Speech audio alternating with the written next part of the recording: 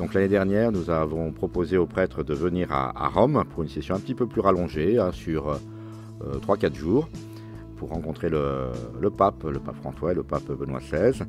Et fort du succès de cette rencontre de l'année dernière, nous avons décidé de reproduire cette formule et d'inviter tous les prêtres à venir ici à Strasbourg, 100 ans après l'armistice de 1918, pour réfléchir sur la paix, sur l'Europe, avec une ouverture aussi sur nos amis allemands.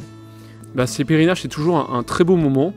D'abord parce que c'est l'occasion de rencontrer plein de prêtres qu'on ne croise pas forcément dans nos ministères. Tous les temps de trajet sont l'occasion de beaucoup de discussions informelles pour mieux se connaître. Une vie de fraternité très forte. On a pensé très fort aux prêtres qui n'ont pas pu se joindre à nous et qui sont restés dans le diocèse. Et donc on a beaucoup reçu, notamment dans les homélies qui ont été faites ces jours-ci par le cardinal, autour de la maison, de la famille et de la fraternité. Avoir notre évêque, notre pasteur, qui nous parle tous ensemble, et qui nous soutient, qui nous console, qui nous lance aussi pour pouvoir servir tous ceux à qui nous sommes envoyés. Là, on a vraiment largement le temps d'aller à la rencontre d'autres. Voilà, de pas juste les prêtres avec qui on a été ordonnés ou qui au séminaire, mais vraiment d'aller rencontrer, aussi accueillir tous les nouveaux. Dans un diocèse comme Lyon, il y a chaque année un certain nombre de personnes de communautés, de religieux ou de prêtres fidei Donum qui arrivent. Et là, c'est vraiment l'occasion de pouvoir les accueillir. Et c'est vrai que moi, l'objectif premier, c'était vraiment la connaissance mutuelle. C'est vrai que j'ai l'occasion de rencontrer les autres prêtres de mon doyenné régulièrement, mais là, c'est vraiment une ouverture sur tout le diocèse avec les réalités différentes. Et voilà, dans les discussions, c'est vraiment intéressant aussi de voir l'approche en fait, des prêtres diocésains, de voir leur souci de rejoindre les gens, de pouvoir avoir une pastorale qui soit vraiment adaptée aux gens aujourd'hui dans leur contexte réel, que ce soit en ville, dans la banlieue, dans le rural.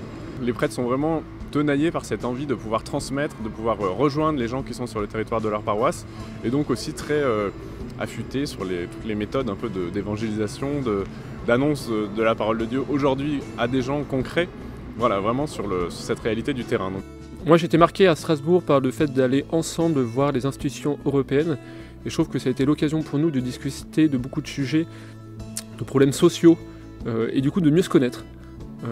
Parce que discuter sur quelle est la place de l'Europe, quel est son avenir, ça nous permet vraiment de nous connaître d'une certaine manière plus en profondeur, essayer ensemble chercher quel est le bien commun, quel est le bien à faire et à promouvoir.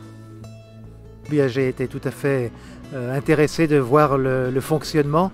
Il y a des choses que j'ignorais au niveau de toutes ces institutions. Alors on peut se poser des questions sur comment avance une si grosse machine. Ce qui a été plus difficile pour moi, c'est la fin de la journée avec la visite du Strudhof où nous sommes allés. Et là, après, ça m'a plongé dans un long moment de silence et de méditation. C'était assez difficile à vivre.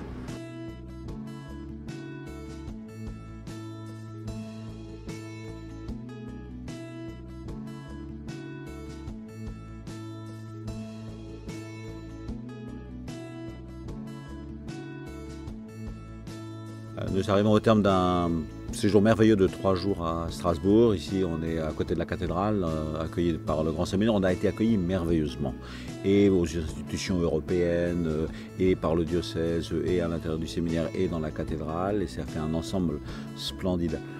On a appris beaucoup de choses, évidemment, et sur Strasbourg, qui est une ville dans laquelle on s'est longuement promené, et aussi sur les institutions européennes qui sont un peu critiquées, problématiques. Mais bien sûr, le fond d'un voyage comme ça, c'est la fraternité qui existe entre nous. Alors, il y a 5-6 heures de car pour arriver, autant pour le retour, ce qui nous donne beaucoup de temps de rencontre. Il y a la prière commune, il y a les repas, il y a le temps des échanges, et c'est vraiment très profond, parce qu'en fait, un presbytérium, c'est toujours à faire et à refaire. Quand on voit le nombre de nouveaux qui viennent, alors on dit, si les prêtres de Lyon, enfin, il faut quand même reconnaître qu'il y en a qui viennent de l'Équateur et de l'Argentine, qui viennent du Congo et aussi du Bénin. Enfin, et il y a aussi les religieux qui ne sont pas des prêtres diocésains mais qui travaillent et ont cette responsabilité pastorale dans le diocèse. Et on ne se connaît pas si bien que ça, quoi. Alors j'étais très content parce que l'évangile sur lequel on a terminé dans la cathédrale de Strasbourg, c'était Jésus qui enseigne notre Père. Et au fond, on voit bien que c'est ça l'unique nécessaire, la chose essentielle, et que c'est vraiment à partir de lui que nous devenons des frères. Et en 3 jours comme ça, on a le sentiment d'avoir approfondi notre fraternité, donc c'est très joyeux. Finalement, au terme de ce séjour, j'avais une seule chose à leur dire, c'est leur dire merci, parce que, non pas seulement d'être venus bien sûr, mais merci pour tout le travail qu'ils font.